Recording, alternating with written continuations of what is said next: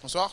Bonsoir Wilfried, bonsoir à tous. Bienvenue sur Monaco Info pour le best-of de la semaine. L'occasion de voir ou revoir ensemble des extraits de nos JT des 7 derniers jours. Une semaine marquée par la décision du gouvernement princier d'anticiper les vacances scolaires. Il aura aussi été question d'accompagnement et de relance économique, de changement d'heure, des leçons tirées de la crise et de basket avec la qualification de la Roca Team pour les demi-finales de l'Eurocup. Nous avons également abordé une maladie qui concerne une femme sur 10, l'endométriose. Et nous avons reçu également le président du Conseil national, Stéphane Valéry. Et enfin, nous avons souhaité bon vent à la directrice du NMNM, Marie-Claude Beau. Sans plus attendre, voici le best-of de la semaine. Il est préparé par Sébastien Mésadry.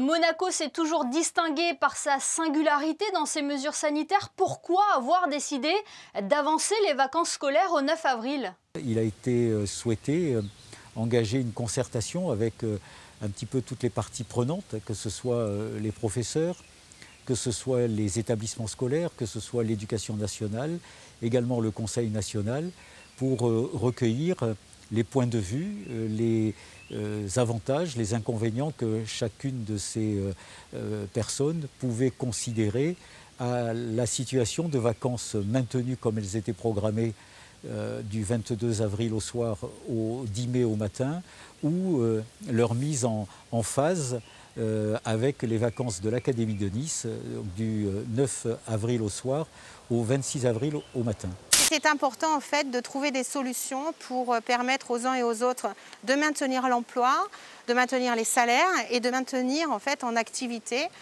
des entreprises qui font vivre le pays en temps normal. Et au niveau des aides, disons que la CARE poursuit ses travaux et suit en fait l'évolution des bénéficiaires de l'aide.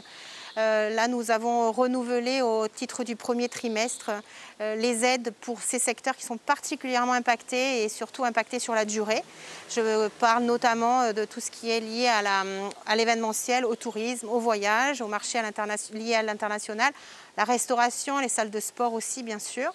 Donc, en termes de perspective, je dirais que c'est extrêmement lié à la situation sanitaire, vous en doutez bien. C'est aussi lié extrêmement à l'évolution de l'international. Qu'est-ce qui va se passer en dehors de nos frontières? Est-ce qu'on aura le droit de voyager? Qui aura le droit de voyager? Comment et vers où? Et donc, ce sont des questions en fait qui sont étroitement, qui ont un impact énorme et direct sur notre économie. Ce qu'on peut noter, c'est que des gens ont voulu créer des entreprises. Alors pour certains, ils ont perdu un emploi. Il faut qu'ils réinventent une activité pour avoir des revenus.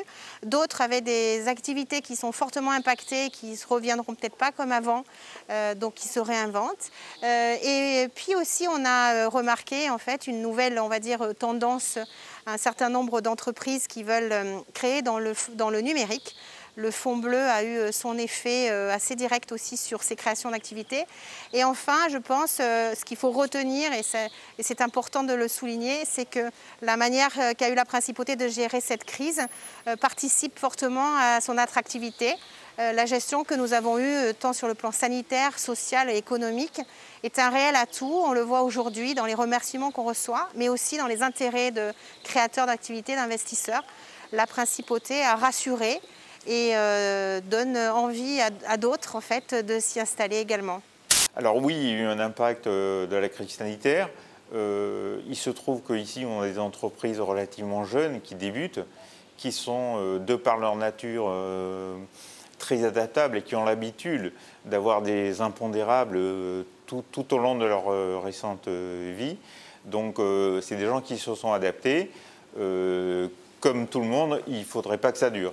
Toutes les startups ont su se réinventer dans le sens où, comme tout le monde, elles ont dû revoir essentiellement leur façon de travailler et leur approche du marché, qui a été nettement revue. En revanche, toutes et certaines, je dirais, ont su tirer profit de cette situation. Et il s'est avéré parfois que cette situation a fait naître des opportunités et donc changer un peu le cap. On a revu totalement notre modèle, c'est-à-dire qu'ici, tout est basé sur les échanges entre entrepreneurs. Donc on a été obligé de faire des webinaires très nombreux, de mettre en place ce genre de choses. Mais on a fait aussi des accords avec des incubateurs étrangers. Et on a essayé d'ouvrir ces nouvelles portes d'une façon différente. Et puis bien sûr, notre proximité avec l'écosystème a fait que, et avec le gouvernement aussi, a fait qu'on a assisté nos startups dans l'accès à toutes les aides qui pouvaient exister. Comment avez-vous traversé la crise ? Plutôt bien, parce qu'en fait, le monde de l'innovation n'a jamais été aussi actif qu'aujourd'hui, car les entrepreneurs sont avant tout des gens qui transforment des problèmes en opportunités, et du coup, il n'y a jamais eu autant d'opportunités à saisir qu'aujourd'hui. Et c'est vrai qu'on a vu, nous aussi, que notre idée, c'était tout de suite de partir vers quelque chose de très dématérialisé. Notre équipe est tout de suite a été internationale. Nous travaillons avec des sociétés partout dans le monde, et dont une bonne partie aussi à Monaco. Et finalement, ce choix s'est révélé payant, parce que finalement, aujourd'hui, nous, dans notre activité de construction, on n'a pas été ralenti, ou bien au contraire, parce que les gens ont plus ou moins été forcés d'adopter notre mode de fonctionnement, et que les gens étaient beaucoup plus disponibles pour faire des visioconférences, on va dire, cette dernière année. Je pense que c'est pour moi la plus grande leçon que cette crise sanitaire nous a appris, c'est que finalement, plus personne ne pouvait aujourd'hui se reposer sur ses lauriers, qu'il fallait constamment se remettre en question. Et justement, en fait, en se remettant en question, il y a énormément d'opportunités à saisir, et le futur est plutôt radieux. Ça a été un bouleversement considérable dans notre organisation, et ce que je ressens de cette période, c'est la faculté qu'ont les personnels de trouver des solutions, je dirais, système D, rapidement, avec plus ou moins d'efficacité, mais in fine, avec une bienveillance généralisée. C'est vrai qu'aujourd'hui, et on voit la reprise en ce moment, on voit une reprise de la fréquentation de Monabike, puisque nous étions en dessous des 1000, aux alentours de 800 dans la période janvier-février, et là on vient de passer, on est à 1300 à peu près utilisations par jour, ce qui nous fait revenir à une situation qui se rapproche de ce que l'on avait d'avant confinement en fait. C'est plus d'1 an maintenant que le monde et la principauté sont confrontés à cette crise historique, sans doute la plus grave depuis la fin de la Deuxième Guerre mondiale. C'est pourquoi, donc, il y a plus d'1 an, j'ai proposé à l'ensemble des conseillers nationaux de travailler dans l'Union nationale. Et ce qui a fait au contraire justement la force de Monaco, c'est que le prince souverain a su, comme le proposait le comité mixte gouvernement-conseil national à chaque étape de cette crise, il a su prendre des décisions qui font que Monaco ne s'aligne pas. Monaco a une singularité, et Monaco est d'autant plus attractif et s'en sort d'autant mieux que nos décisions correspondent simplement à notre réalité, à notre situation sanitaire, à nos besoins économiques, à notre besoin de vie culturelle et de vie sociale.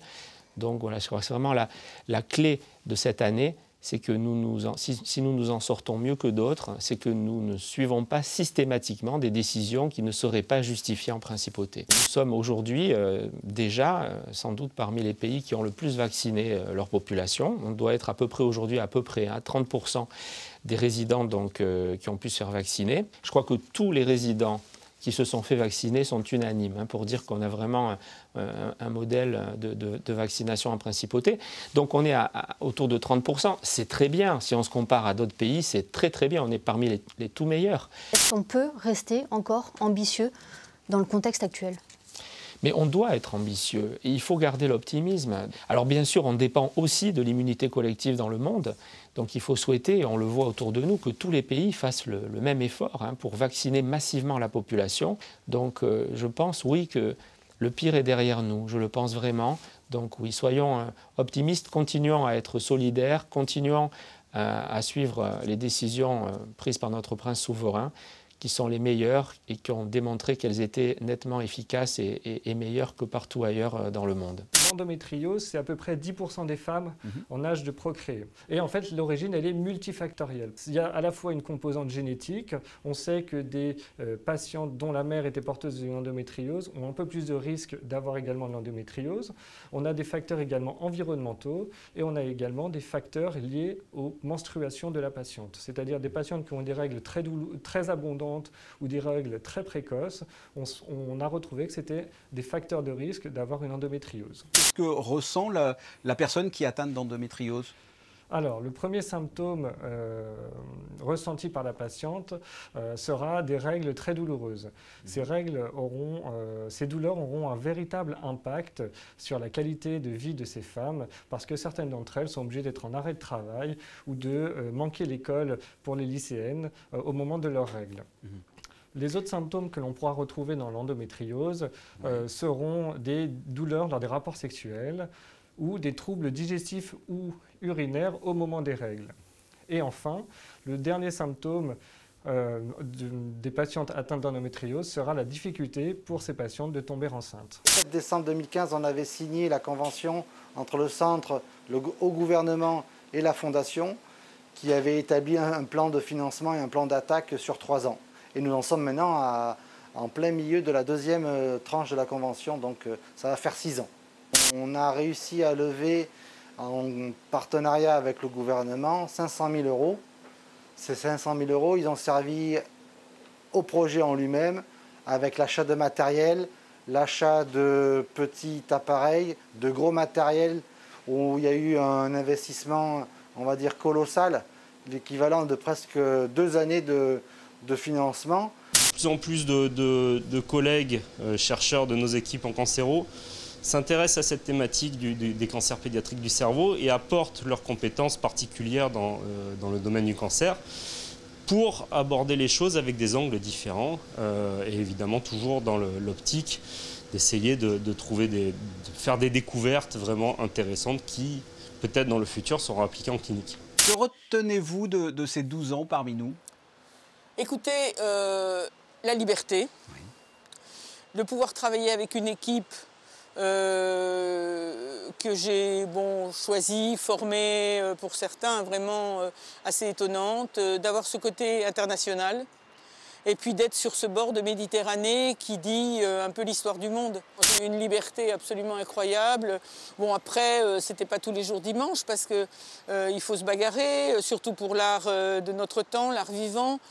Vous imaginez, c'est d'ailleurs le texte que j'ai signé pour le catalogue de l'exposition Marginalia, ça s'appelle l'art contemporain. Parce que je l'ai tellement entendu dans ma carrière, depuis Grenoble jusqu'à maintenant. C'est non-stop, hein. L'art contemporain, alors c'est content, C-O-N-T-E-N-T, mais aussi content, C-O-M-P-T-A-N-T, ce qui veut dire que c'est plus aussi la période actuelle. En quoi le changement d'heure influe sur l'individu, sur son métabolisme? Il me semble que c'est plus un problème de synchronisation avec le soleil, hein. Le corps, il réagit au soleil et on sait que si on n'est pas bien synchronisé sur le soleil, ça joue notamment sur le sommeil et sur l'état de santé de manière générale, hein. Les gens qui travaillent de nuit sont connus pour avoir une espérance de vie quand même réduite. Le souci principal, hein, c'est de synchroniser tous les pays entre eux, hein, parce qu'il y a quand même beaucoup de choses qui dépendent de l'heure vraiment qu'on utilise, hein, notamment les transports, hein. C'est pour ça que d'ailleurs en Europe, normalement, le changement d'heure, même si tout le monde n'a pas le même fuseau, tout le monde est synchronisé en même temps pour éviter qu'il y ait des problèmes en fait, au moment du changement. C'était un match solide, je pense qu'on a fait un match correct collectivement, on s'est battu jusqu'à la fin, c'est une très bonne équipe qu'on a joué. Et je pense qu'on a fait le maximum pour essayer de remporter ce soir et ça a passé pour nous et je pense que c'est vraiment une grande victoire pour nous et pour le club aussi. Will, vous marquez aussi l'histoire du club en accédant aux demi-finales de l'Eurocup. Une première, c'est une bonne chose. Mais bon, on sait que voilà, le chemin n'est pas encore fini. Je pense qu'on a vraiment l'équipe, une équipe pour aller jusqu'au moins en finale, jusqu'au bout. On a des très bons joueurs et on joue aussi ensemble. On a une équipe qui peut être très bonne défensivement aussi. Je pense que quand on arrive à bien défendre, on peut vraiment être la meilleure défense de l'Eurocup. Et moi, je pense qu'on a nos chances. Après, ce sera aussi de voir comment on va jouer en demi contre une bonne équipe de Grande Canaria. On a l'avantage de jouer à domicile le premier match, donc j'espère qu'on arrivera à bien commencer et à gagner la victoire à domicile, pas comme on l'a fait contre Budućnost. Et nous suivrons bien évidemment la Roca Team dans ses aventures en Eurocup. Avant de nous quitter, petit détour par Internet pour découvrir les vidéos qui font le buzz sur les réseaux sociaux.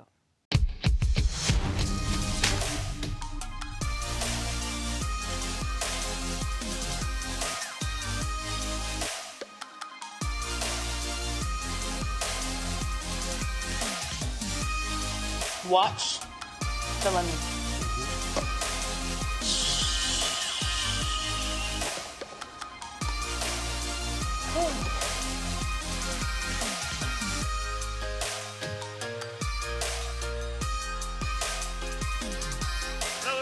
mojate fortuna, non mancherà. La la la la la la la la la la la la la la.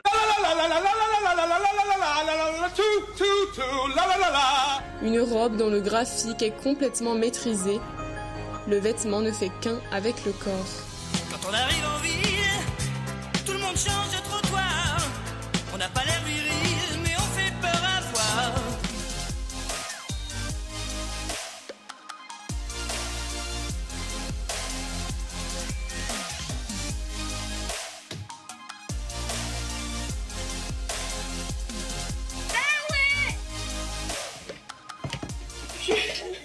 Le best-of est à présent terminé. Merci de nous avoir suivis. Rendez-vous demain pour un nouveau JT, de nouveaux invités pour que vous soyez les premiers informés. Et d'ici là, portez-vous bien et à très bientôt sur Monaco Info.